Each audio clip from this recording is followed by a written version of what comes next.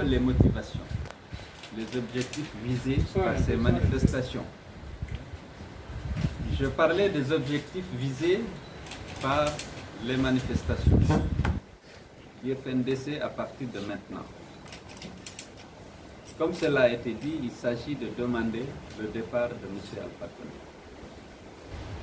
Parce que nous avons compris que le monsieur n'est plus digne de la fonction présidentielle, pour plusieurs raisons que vous connaissez.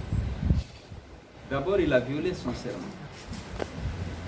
Vous étiez pour la plupart présents, aussi bien en 2010 en 2015, lorsqu'il jurait sur le Coran, devant le peuple de Guinée et la communauté internationale, de respecter et de faire respecter la Constitution.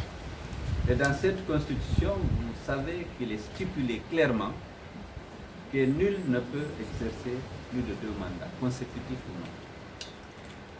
Et lui-même, il dit qu'en cas de parjure, qu'il subisse la rigueur de la loi.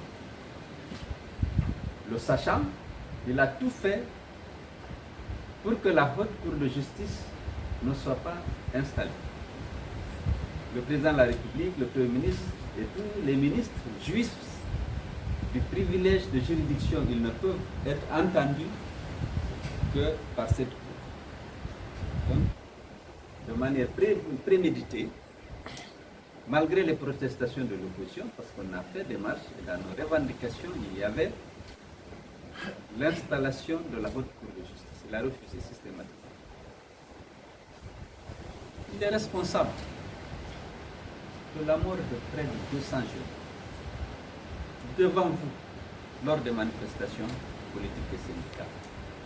Il n'a jamais voulu qu'une enquête soit diligentée pour identifier les auteurs et commanditaires de crimes, malgré tous les engagements pris à cet égard lors des dialogues politiques, malgré les dispositions de la loi. Le premier droit de l'homme, c'est le droit à la vie. Tout a été fait. Une impunité totale a été assurée, garantie aux assassins. Lorsque des jeunes sortent pour manifester, oui, la police s'acharne sur eux. On les prend, on les bastonne, on les juge, on les condamne. Les criminels ne sont jamais interpellés. Ce n'est pas juste. Léonard de Vinci dit: qui néglige de punir le mal le cautionne. On ne peut pas arriver à 200 personnes sans qu'aucune enquête ne soit diligentée. Récemment, vous avez suivi à Zérékoré. On a enterré nuitamment plus de 20 corps en pleine forêt, en pleine nuit. Le charnier a été localisé. Jusqu'à présent, aucune enquête. La Constitution a été violée de manière récurrente. Le code électoral, de manière récurrente. Toutes les lois de la République, lois ordinaires ou lois organiques, toutes ont été violées. Récemment, vous avez assisté à ce qui s'est passé avec sa Constitution. Le texte qui a été soumis à la Cour constitutionnelle, validé par elle, signé et paraphé par le ministre de la Justice, publié dans le journal officiel de la République. Ce n'est pas le texte qui a été promis. Jusqu'au moment, avant de promulguer, le monsieur s'est rendu compte qu'il avait d'autres besoins qu'il n'avait pas prévus lors de la rédaction de sa Constitution. Il publie un autre texte comme Constitution de la République. L'ordre des avocats n'a pas tardé à réagir. Vous savez, et à saisir la Cour constitutionnelle qui a dit que cette plainte n'est pas recevable. Vous avez suivi le débat qui a été organisé par RFI à cet égard, en présence de M. Sako, l'ancien ministre de la Justice, et d'autres constitutionnalistes. On a dit que c'est la première fois que ça arrive. Au niveau de la base, les gens m'ont dit que le slogan qui marche aujourd'hui pour les mobiliser, il faut demander le départ d'Alpha Condé. Il est coupable de haute trahison au regard de la Constitution sur la base de laquelle il a été élu, et aujourd'hui il n'y a pas de juridiction susceptible de le sanctionner, il faut que la rue le sanctionne. Donc, voilà un peu l'exposé des motifs, des slogans, du slogan des nouvelles manifestations. Et on va continuer jusqu'au départ de M. Alpha.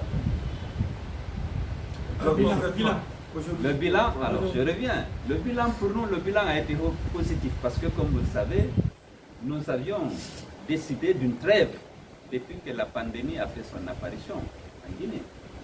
Aujourd'hui, vous étiez témoin, Conakry n'a pas fonctionné. Il n'y a pas eu de circulation. Les activités se sont arrêtées pratiquement dans les 5 communes. Même Kaloum a bougé hier nuit et a bougé ce matin, même cet après-midi. Matam, qui bougeait timidement, aujourd'hui, ils étaient les premiers à bouger. Et vraiment, pour nous, c'est un succès parce que, étant donné que les forces de défense et de sécurité dans leur globalité étaient réquisitionnées par le pouvoir, il y a eu la pluie, les forces de défense sont déployées partout dans les quartiers et les jeunes ont pu affronter ces forces malgré la violence de la répression. Les jeunes se sont arrêtés, ils ont érigé des barrages partout, brûlé des pneus, des jeunes et des femmes, et des vieux également. Donc pour moi, ça a été un succès pour un début. Et on va continuer à tirer les leçons de cette manifestation et mieux nous organiser pour atteindre notre objectif. Est-ce que pour la journée, vous avez des cas de mort, des cas de blessés? Non, il n'y a pas de mort. Vous savez, lorsqu'on parle, on dit ce qui est. Lorsqu'on parle de près de 200 morts, on a les listes. Les parents, attendez, je parle d'aujourd'hui. Aujourd'hui, il n'y a pas eu de mort. Il y a eu 5 blessés par balle, à ma connaissance, on n'a pas tout le bilan, mais aucun n'est mort à cette heure-là, à ma connaissance. On n'a jamais accusé le pouvoir. Lorsque les choses se passent sans crime, sans mort, mais on le dit. Mais lorsqu'il y a des morts aussi, on les dénonce. Aujourd'hui, à l'heure qu'il est, on n'a pas enregistré, à ma connaissance, de mort. Et est-ce que du côté des forces de l'ordre, vous avez entendu qu'il y a eu des blessés aussi? Pardon? Du côté des forces de l'ordre, vous avez informé des cas de blessés? Non, on ne m'a pas donné cette information. J'ai vu des scènes, parce qu'il y en a parmi vous qui filmaient directement, où les forces de l'ordre et les jeunes se jetaient des cailloux. J'ai vu ça en direct, c'est lui de finesse. Nous montrait, j'ai vu les jeunes avaient les cailloux, les gendarmes avaient les cailloux. C'est sûr que dans ces conditions-là, il peut y avoir des blessés d'un côté ou de l'autre. Donc cette fois-ci, ce ne sont pas les leaders qui ont créé le slogan, mais c'est la base qu'il a imposée. C'est la base qu'il a imposée. On nous a dit, vous saviez, on avait envisagé une manifestation de lutte pour la libération de prisonniers. C'est vrai, on en a beaucoup. On en a à Labé, on en a à Mamou, on en a à Pundara, on en a à Zérékoré, même si les 44 prisonniers de Zérékoré ont été déportés à Kankan, ils y sont toujours. On a beaucoup de prisonniers. On a dit non, écoutez, certainement inspiré par l'exemple malien, je ne sais pas, mais on a senti là-bas, écoutez, ce monsieur n'a jamais respecté son serment. Il n'a jamais respecté sa parole.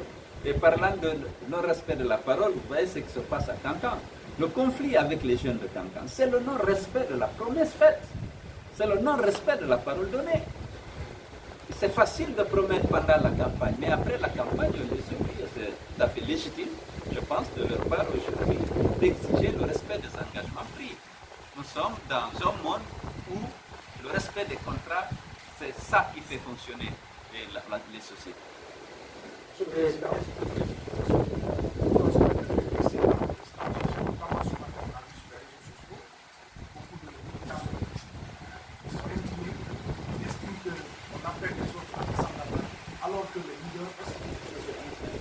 y a deux choses que vous devez constater. Moi, je n'ai jamais manqué à mon devoir de sortir avec les militants. Mais ils sont barricadés ici, directement, qu'on ne sort pas. Et on a dit, comme la manifestation est interdite et la réquisition est faite à l'armée et aux forces de défense et de sécurité, on a dit chacun manifeste dans son quartier comme il veut. Et c'est ce qui a été fait. Abdraman Sanou, il est complètement massacré chez lui. Les autres leaders, beaucoup sont recherchés. Depuis hier, Ibrahim Diallo, chez lui, il y avait 5 pick-up. Hier, on cherchait à l'attraper, à le mettre à l'abri. Dr Ben Youssouf Keita, ancien député de l'UFDG, il y a 5 pick-up qui sont allés lui laisser des convocations. Depuis lors, les arrestations préventives ont commencé et ceux qui n'étaient pas visés directement par ces arrestations préventive, comme moi, sans doute, Abdraman Sano et d'autres, mais nos concessions étaient encerclées. La suite, c'est quoi? La suite, on va continuer ce combat. Ce combat, c'est un combat noble. C'est pour la reconquête du droit, y compris les fautes de les journalistes. Nous sommes dans une dictature. Il faut qu'on respecte les lois de la République. Il faut qu'on respecte les droits humains.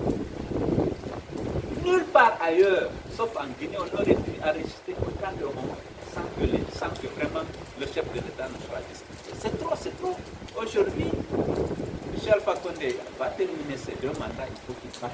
On n'accepte pas le 3e mandat. Il faut qu'il respecte son serment. Il faut qu'il respecte la Constitution et qu'il organise et qu'il soit organisé des élections transparentes et équitables, des élections inclusives sur la base d'un fichier consensuel qui reflète fidèlement l'état du corps électoral. On ne demande pas autre chose. Et que la compétition soit saine et que les Guinéens choisissent librement leur président, librement leurs députés, librement leurs élus locaux. C'est ça la démocratie.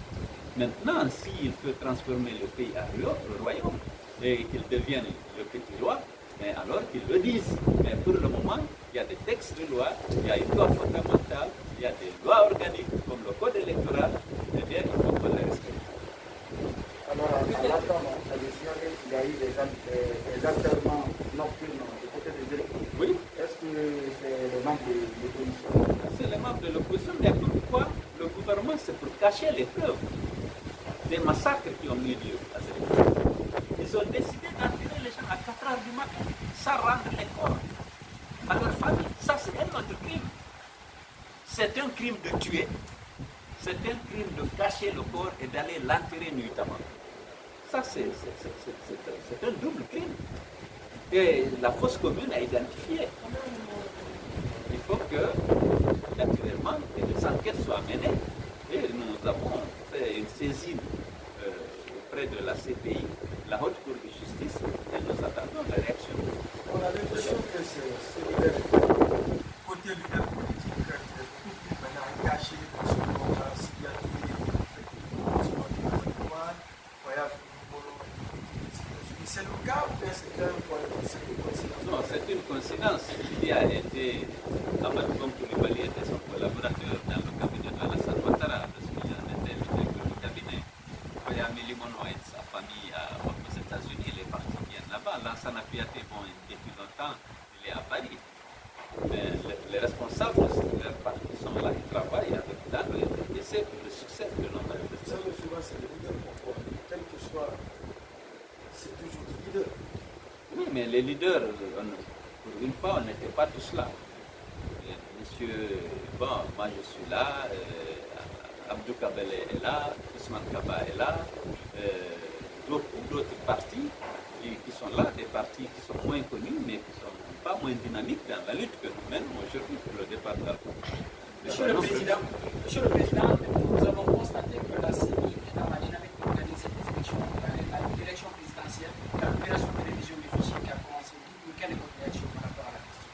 Nous avons dénoncé, l'opposition politique qui est au sein de FDC a dénoncé déjà son programme. On ne peut pas, dans un pays normal, décider de violer le code électoral.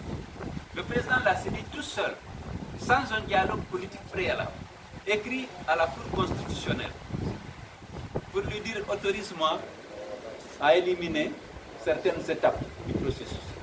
Donc, l'affichage existe. On dit maintenant, on n'affiche pas les listes. On va faire une révision sans récépissé, parce que le récépissé est normalement produit par la machine. Parce qu'on n'a pas le temps de commander, parce qu'Alpha Condé a dit il faut que l'élection soit organisée le 18. Tant pis pour les autres dispositions et les autres délais. C'est pas possible. Soit on fait des élections, et si on ne peut pas respecter toutes les dispositions légales, ce qui est courant, on se retrouve, on fait un dialogue, on dit bon, voilà les contraintes. Alors, s'il y a un accord politique, on peut saisir en ce moment la Cour suprême ou la Cour constitutionnelle pour valider. Mais on ne peut pas tout seul. Le président de la CENI et le président de la Cour constitutionnelle se mettent d'accord, on va violer la loi. pour satisfaire un des candidats. C'est ça le problème. Il y a beaucoup de candidats à l'élection présidentielle a priori. Mais un candidat dit, voilà, moi je veux les élections. On ne consulte pas les autres, on sacrifie. Toutes les autres dispositions qui permettent d'aller à des élections justes et équitables, on les sacrifie. Nous avons dénoncé, nous avons dit, de toute façon, Alpha Condé ne veut pas organiser une élection digne de son nom. Parce que pour lui, ce qui est important, ce n'est pas ceux qui votent, c'est ceux qui comptent ou qui proclament le résultat. Vous le savez. Vous avez assisté aux élections locales. La mascarade du 22 mars, vous étiez là. Mais notre pays est en danger. Ce n'est pas un problème de l'UFDG ou de l'UFDG, c'est notre problème à tous. On ne peut pas vivre dans un pays où on n'a aucun égard pour la loi, pour les bonnes pratiques, pour la vie humaine. Ce n'est pas possible. Ouais, je ne pense pas que ce soit vraiment le problème d'un parti. C'est un problème citoyen. Je vous remercie. Pour la journée de demain. Le départ du président de la République au pouvoir, est-ce que vous pensez qu'avec cette manifestation, vous y arriverez ou bien vous avez une alternative afin de pouvoir le chef d'État? On a fait plier beaucoup de chefs d'État par la rue. Au Burkina, au Soudan, en Algérie, au Zimbabwe.